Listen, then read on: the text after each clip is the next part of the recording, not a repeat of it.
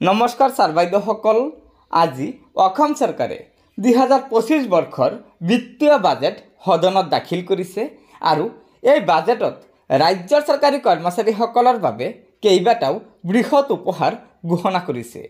গতিকে ছাৰ বাইদেউসকল, বলক আমি জানি লওঁ অসম চৰকাৰে ৰাজ্যৰ চৰকাৰী কৰ্মচাৰীসকলৰ বাবে বাজেটত আজি কি কি উপহাৰ ঘোষণা কৰিছে। গতিকে বলক আমি প্ৰথমটো সুখবৰ জানি লওঁ। কৰ্মচাৰীৰ হকে অধ্যক্ষ মহোদয়, অসমৰ প্ৰগতিত চৰকাৰী কৰ্মচাৰীসকলৰ উৎসৰ্গিত সেৱাৰ প্ৰতি স্বীকৃতি জনাই মই তেওঁলোকৰ কল্যাণৰ বাবে বিভিন্ন ব্যৱস্থাৰ কথা ঘোষণা কৰিবলৈ লৈছোঁ। আমাৰ চৰকাৰে 2005 চনৰ 1 ফেব্ৰুৱাৰীৰ পূৰ্বে নিযুক্তি প্ৰক্ৰিয়া আৰম্ভ হোৱা নিয়মীয়া কৰ্মচাৰীসকলক পেঞ্চন পুঁজি নিয়ন্ত্ৰক আৰু উন্নয়ন কৰ্তৃপক্ষৰ চুক্তি অনুসৰি নতুন পেঞ্চন আঁচনিৰ তহবিলত জমা হোৱা চৰকাৰৰ বৰঙণি অংশ উভতাই দিয়াৰ চৰ্তত পুৰণি পেঞ্চন আঁচনি OPSৰ সুবিধা প্ৰদানৰ কথা বিবেচনা কৰিব। এই ক্ষেত্ৰত আমি কেন্দ্ৰীয় চৰকাৰে নিৰ্ধাৰণ কৰা নীতি নিৰ্দেশনা অনুসৰণ কৰিম। মই লগতে ঘোষণা কৰিব বিচাৰিছোঁ যে নতুন পেঞ্চন আঁচনিয়ে সামৰি লোৱা ৰাজ্য চৰকাৰৰ কৰ্মচাৰীলৈ একত্ৰিত পেঞ্চন আঁচনি UPSৰ সুবিধাও আগবঢ়োৱা হ'ব। ইয়াৰ দ্বাৰা 2.8 লাখ কৰ্মচাৰী উপকৃত হ'ব যদিও নতুন পেঞ্চন আঁচনি অব্যাহত ৰাখিব বিচৰাসকলে ইয়াক অব্যাহত ৰাখিব পাৰিব।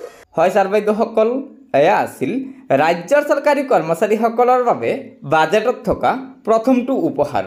আপোনালোকে বিত্তমন্ত্ৰী ডাঙৰীয়ানীৰ মন্তব্যৰ পৰা নিশ্চয় জানিব পাৰিলে যে ৰাজ্যৰ চৰকাৰী কৰ্মচাৰীসকলে অহা 1 এপ্ৰিল 2025 পৰা কাৰ্যকৰী হোৱাকৈ UPS অৰ্থাৎ ইউনিফাইড পেঞ্চন আঁচনিৰ সুবিধা লাভ কৰিব।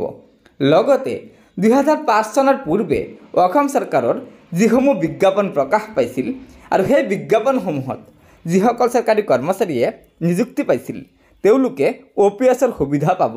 লগতে NPSৰ বাবদ তেওঁলোকৰ পৰা যি ধন কৰ্তন কৰিছিল সেয়া ৰাজ্য চৰকাৰে ঘূৰাই দিব। গতিকে এয়া নিশ্চয় ৰাজ্যৰ চৰকাৰী কৰ্মচাৰীসকলৰ বাবে এটা বৃহৎ সুখবৰ। এতিয়া বলক আমি ৰাজ্যৰ চৰকাৰী কৰ্মচাৰীসকলৰ বাবে থকা দ্বিতীয়টো সুখবৰ জানি লওঁ। আমি বাণীকান্ত কাকতি কম্পিউটাৰ সাক্ষৰতা অনুষ্ঠানৰ লগত জড়িত শিক্ষকসকলৰ দৰমহা 20,000 টকালৈ বৃদ্ধি আৰু তেওঁলোকৰ সেৱা 60 বছৰলৈ সম্প্ৰসাৰিত কৰিব। হয় ছাৰ বাইদেউসকল, এয়া আছিল চৰকাৰী বিদ্যালয়সমূহত কৰ্মৰত কম্পিউটাৰ শিক্ষকসকলৰ কাৰণে এটা অত্যন্ত সুখবৰ। কিয়নো ৰাজ্যৰ কম্পিউটাৰ শিক্ষকসকলৰ দৰমহা 6,000 টকা বৃদ্ধি হৈ এতিয়া মুঠ 20,000 টকা কৰিছে অসম চৰকাৰে। এতিয়াৰে পৰা ৰাজ্যৰ কম্পিউটাৰ শিক্ষকসকলে 20,000 টকাকৈ মাহিলী দৰমহা লাভ কৰিব। এতিয়া বলক আমি 3 নম্বৰ সুখবৰটো জানি লওঁ। নিৰ্দিষ্ট বেতন লাভ কৰা মাষ্টাৰ ৰোল আৰু ৱৰ্কচাৰ্জ কৰ্মচাৰীসকলক চৰকাৰে যোগ্য ঘৰ ভাড়া ভাত্তা 50% প্ৰদান কৰিব। প্ৰধানমন্ত্ৰী সূৰ্য ঘৰ মুফ্ত বিজুলী যোজনাৰ প্ৰতি উৎসাহিত কৰাৰ বাবে ৰাজ্য চৰকাৰে কৰ্মচাৰী প্ৰতি কিলোৱাটত 2,000 টকাকৈ সৰ্বোচ্চ 3 কিলোৱাটত 6,000 টকা পৰ্যন্ত ৰাজ সাহায্য প্ৰদান কৰা হ'ব। এই সুবিধা ঘৰৰ চালত সৌৰশক্তি চালিত বিদ্যুৎ আহৰণ ব্যৱস্থা সংস্থাপন কৰা 50,000 কৰ্মচাৰীক প্ৰথমে অহাসকলক প্ৰথম সেৱা ভিত্তিত উপকৃত কৰিব।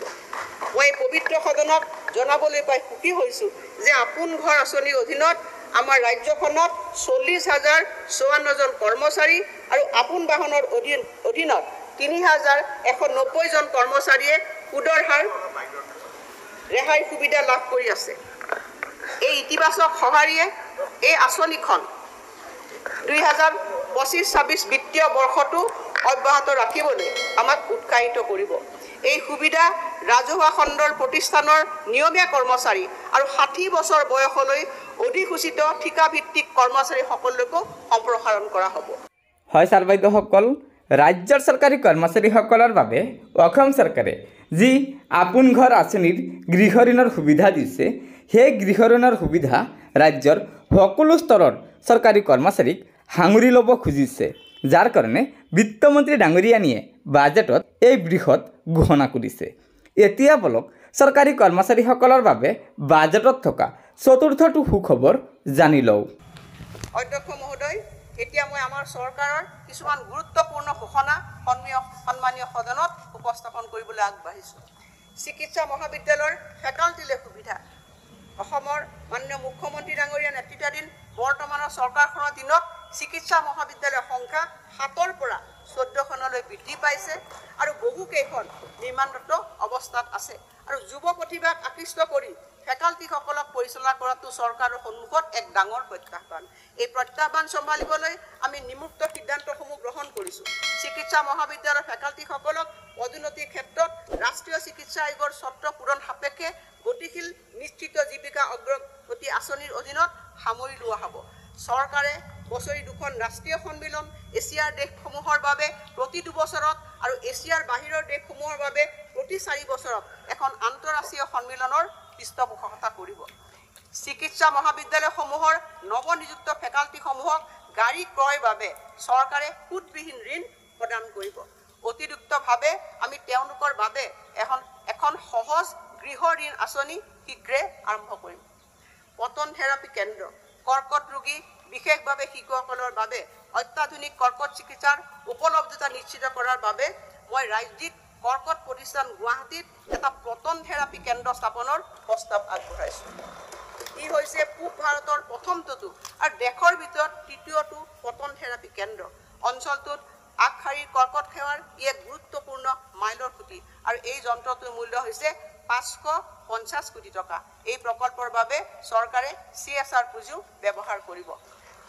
স্বাস্থ্য সেৱাত হোৱা খৰতকীয়া আন্তঃগাঁথনি বিকাশৰ ফলত অসম চিকিৎসা পৰ্যটনৰ এক কেন্দ্ৰ হোৱাৰ দিশে অগ্ৰসৰ হৈছে আৰু আমি আগশাৰীৰ হাস্পতালসমূহক ৰেহাই মূল্যত ভূমি আৰু আন সুবিধা প্ৰদানেৰে অসমলৈ অনাৰ বাবে সক্ৰিয়ভাৱে কাম কৰি আছোঁ। অসম উচ্চ আৰু কাৰিকৰী শিক্ষাৰ বাবে পুঁজি যোগান আঁচনি। অধ্যক্ষ মহোদয়, কেন্দ্ৰীয় চৰকাৰৰ উচ্চ শিক্ষা পুঁজি যোগান সংস্থাৰ আৰ্হিত আমাৰ শৈক্ষিক প্ৰতিষ্ঠানসমূহক সহায় কৰাৰ উদ্দেশ্যে মই অসম উচ্চ শিক্ষা পুঁজি যোগান আঁচনি মুকলি কৰাৰ বাবে প্ৰস্তাৱ কৰিছোঁ। আৰু এই আঁচনিৰ মূল বৈশিষ্ট্যসমূহ হৈছে উচ্চ শিক্ষাৰ প্ৰতিষ্ঠানে নিজৰ আন্তঃগাঁথনি উন্নয়ন যন্ত্ৰপাতি ক্ৰয় কৰাৰ বাবে বেংকৰ পৰা লোন ল'ব পাৰিব। মূল ঋণৰ 25% ৰাজ্য চৰকাৰে ৰাজ সাহায্য হিচাপে প্ৰদান কৰিব আৰু এনে ঋণৰ সমুদায় সুদৰ দায়িত্ব ৰাজ্য চৰকাৰে বহন কৰিব।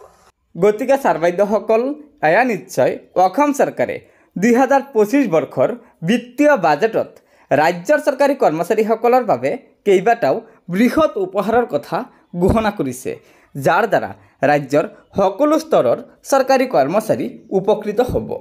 গতিকে ছাৰ বাইদেউসকল, লগৰ বন্ধুবৰ্গক এই ভিডিঅ'টো শ্বেয়াৰ কৰি আজিৰ এই সুখবৰকেইটা জনাই দিব। লগতে নতুনকৈ অহা ছাৰ বাইদেউসকলে পৰৱৰ্তী সময়ত চৰকাৰী কৰ্মচাৰীসকলৰ বিভিন্ন খবৰসমূহ সম্পূৰ্ণ শুদ্ধ তথ্যৰ ওপৰত পোনপ্ৰথমে পাবলৈ অনুগ্ৰহ কৰি আমাৰ এই চেনেলটো ছাবস্ক্ৰাইব কৰি ল'ব। ধন্যবাদ। জয় আই অসম।